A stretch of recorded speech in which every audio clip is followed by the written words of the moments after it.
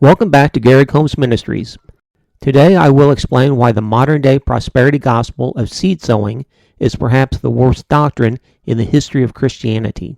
Televangelists everywhere love to proclaim that your tithes and offerings, as well as your financial blessings sown into the lives of others, all exist as a type of seed that you sow to the Lord, whereby He will prove Himself faithful to bless you with a 100-fold return. The biggest problem with that teaching is that those faith preachers and televangelists are ignorant as to how the Lord will multiply your seed sown back to you. Unfortunately, seeming all of them claim that your return is based upon your faith in God's faithfulness, when in reality the Lord multiplies your seed sown through the fruit of some type of goods and or services that you produce, because your fruit is the converter. It is that which your seed sown can be multiplied back to you through, as men and women give into your bosom in order to partake of the fruit that you had produced. With that fresh in mind, let's now discover just exactly how the Lord multiplies your seed sown back to you. But first, please hit the like button and subscribe to my channel, in which you will learn some things that no one else teaches. Even better, please help us out and share this video with others in order to help spread the message. Thank you once again for watching.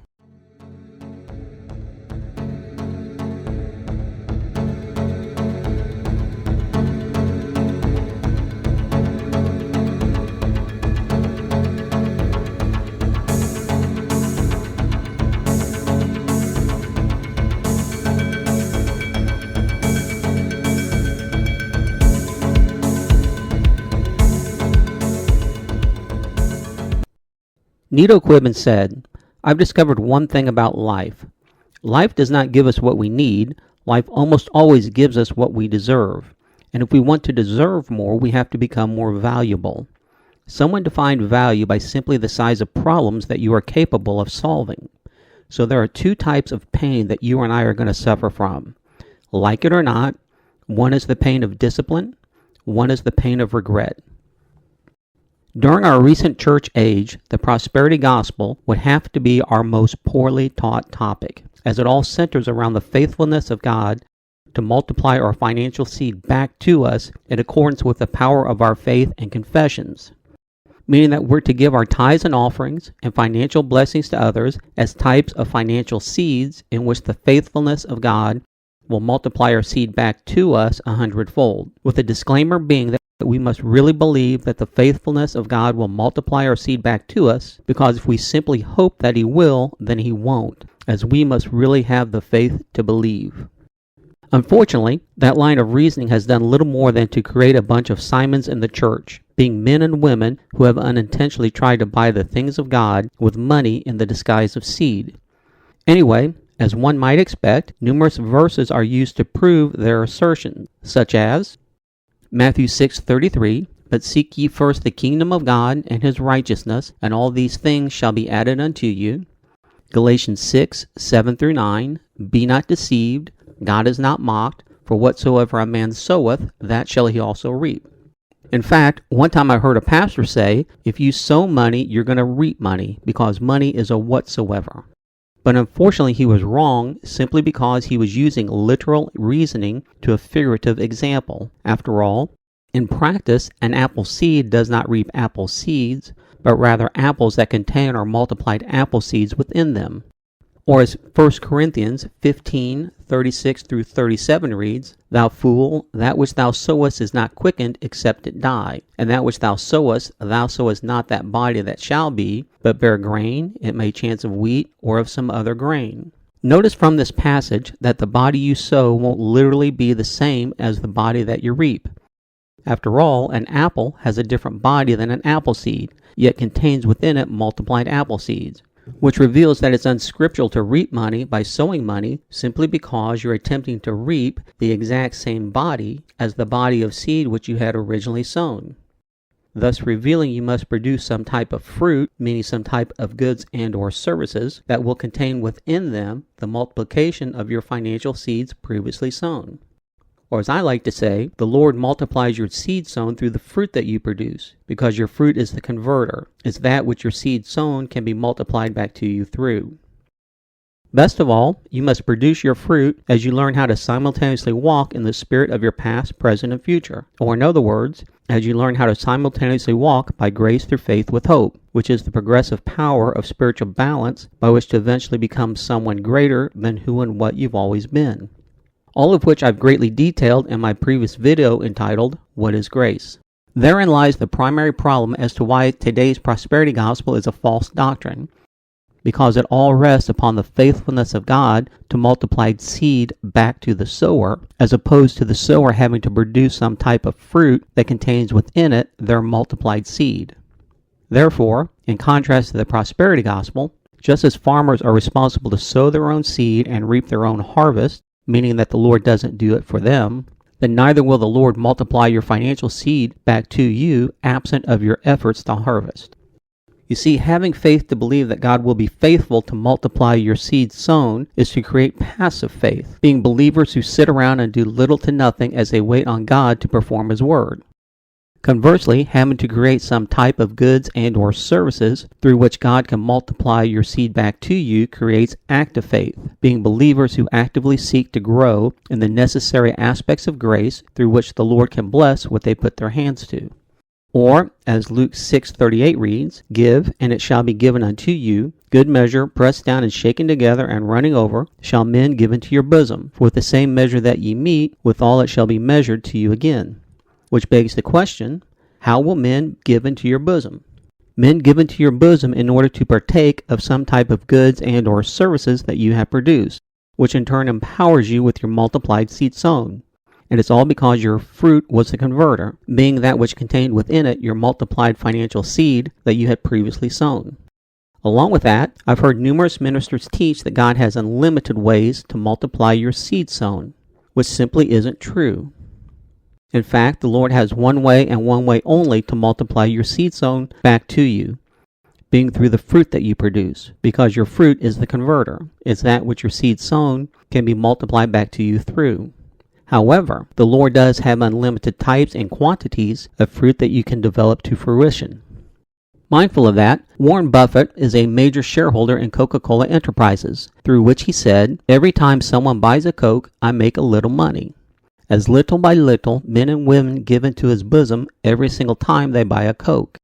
And even though he only receives a tiny fraction of each sale, cumulatively, he receives good measure, pressed down, shaken together, and running over, do they give into his bosom in order to partake of the fruit of investment which he had produced.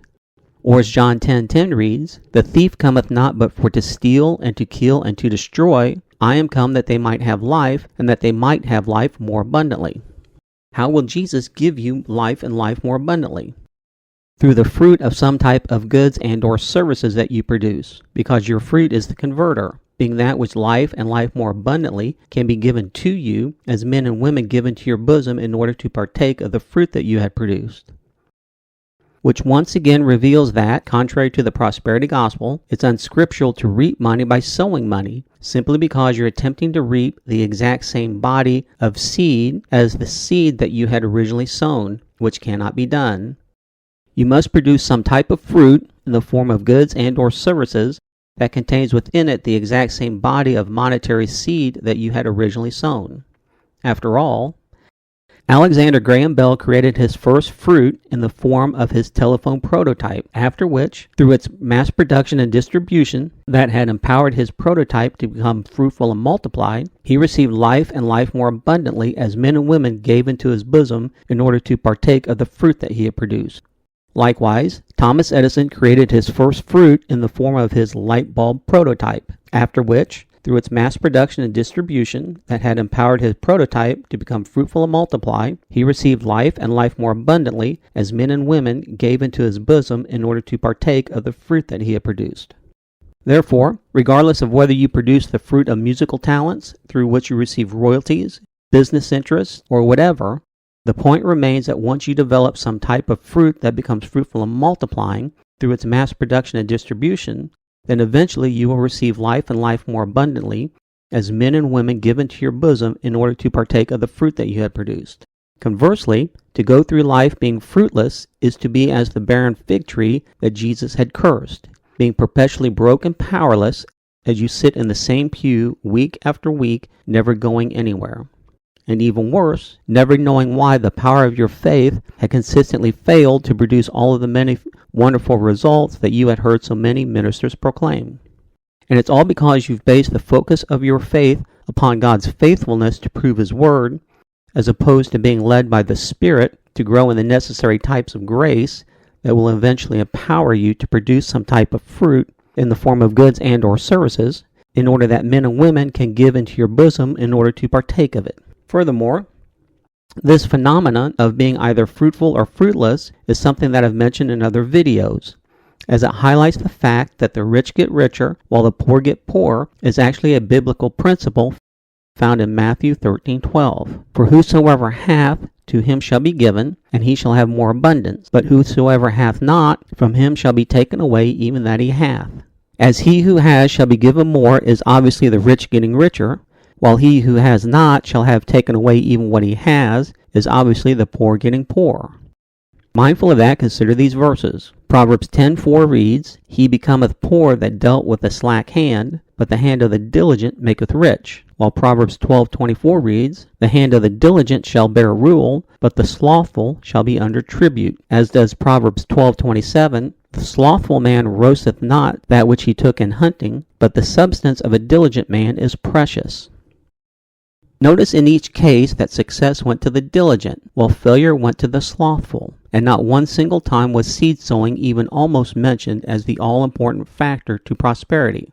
Next, have you considered how Satan attacked Job? He did so by stripping Job of the fruits of his life, after which the Lord commanded Job to once again be fruitful and multiply to the point of doubling all that he previously had.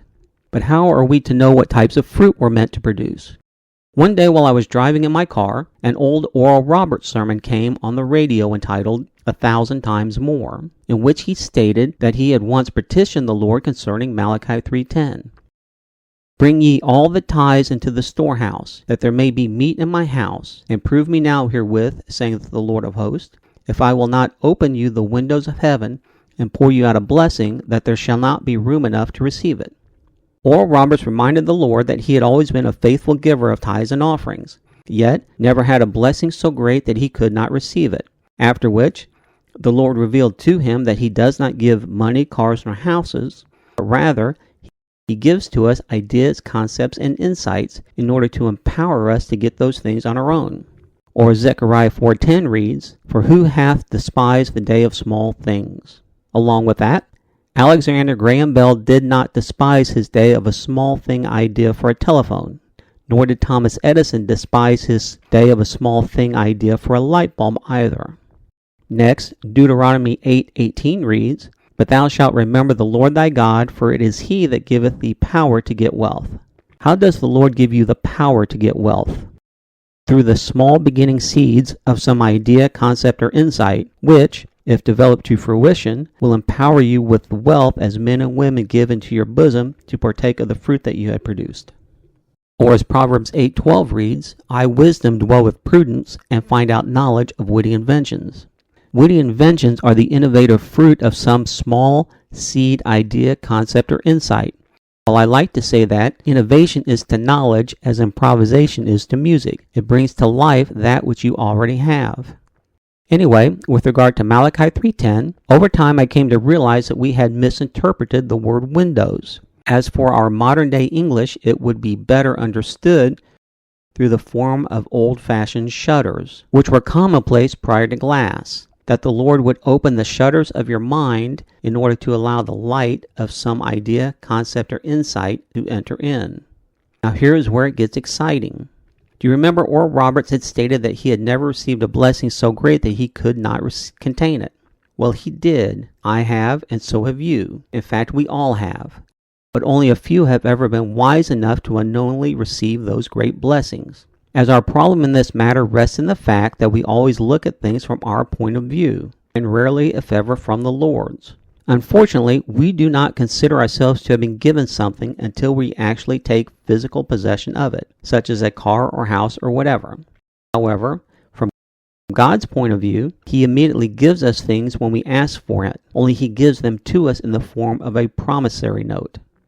That's why it was called a promised land for the children of Israel, simply because he had already given it to them when they had first asked him for it, only he gave it to them in the seed form of an idea, concept, or insight, promissory note. Meaning that God's promissory notes have terms and conditions that must be fulfilled before he'll allow you to cash it in and take physical possession of whatever it was you had asked him for. Now, here is where we've deceived ourselves into believing that we've never received a blessing so great that we could not contain it. From our perspective, we've inferred that the beginning of our blessing will be so great that we cannot contain it, just as Oral Roberts had done.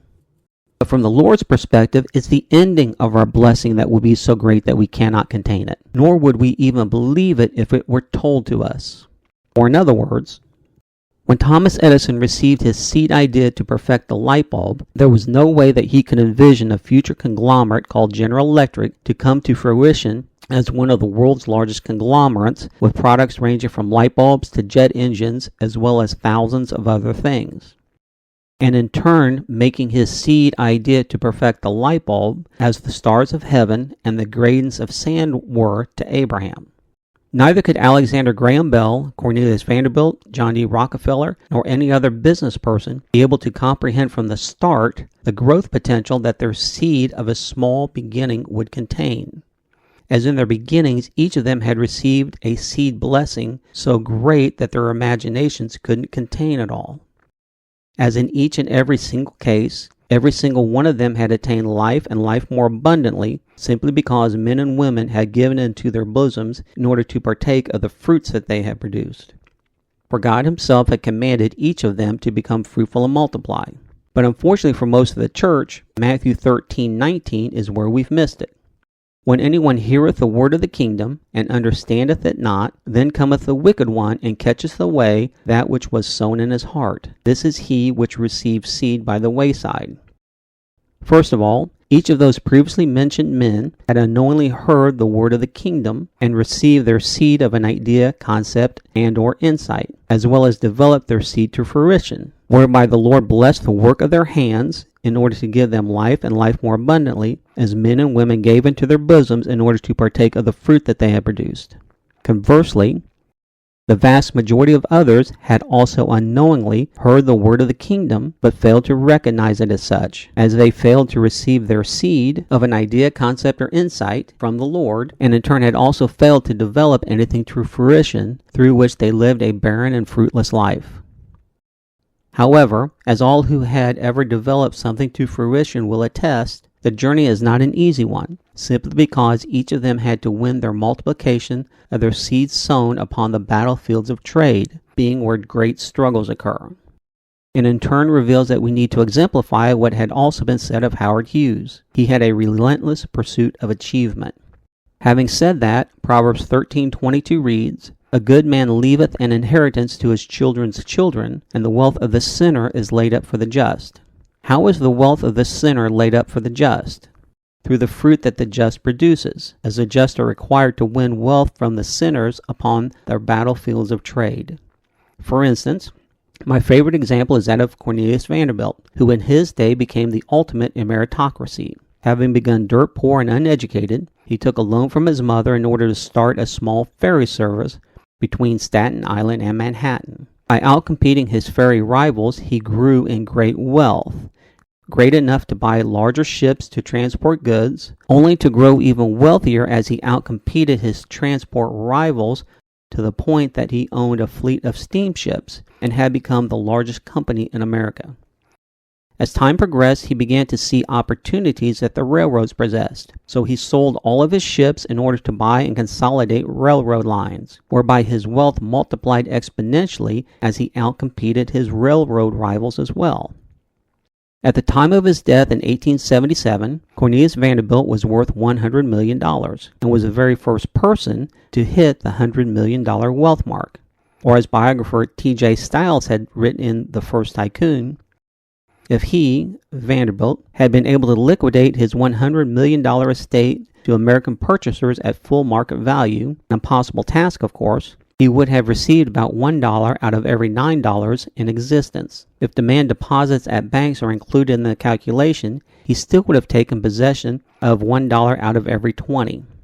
That is truly remarkable, as no one today even comes close to wielding that percentage of power over the American economy as he had back then. Through which he received good measure, pressed down and shaken together and running over, did men and women give into his bosom in order to partake of the fruit that he had produced. Through which he received life and life more abundantly, after his fruit had become fruitful and multiplied. As it was for him, so too is it for us today. We must learn how to recognize our small seed ideas and then bring them to fruition in order to become fruitful and multiplying, so that we can also receive life and life more abundantly as men and women give into our bosoms in order to partake of the fruit of goods and or services that we have produced. But be forewarned, it takes great self-confidence and courage for you to wage your war upon your battlefields of trade in order to win your spoils of financial prosperity, meaning that some will want to discourage you from even trying. So take heart in what Henry Wadsworth Longfellow had said. We judge ourselves by what we feel capable of doing, while others judge us on what we've already done. Therefore, in closing, please know that if you desire more detailed knowledge on how to bring your financial prosperity to pass, then please watch my previous video entitled How to Take Possession of a Promise from the Lord. Finally, because his quote is so profound, I will bookend this video using our introductory quote from Nito Queben. I've discovered one thing about life. Life does not give us what we need. Life almost always gives us what we deserve. And if we want to deserve more, we have to become more valuable. Someone defined value by simply the size of problems that you are capable of solving. So there are two types of pain that you and I are going to suffer from. Like it or not, one is the pain of discipline, one is the pain of regret.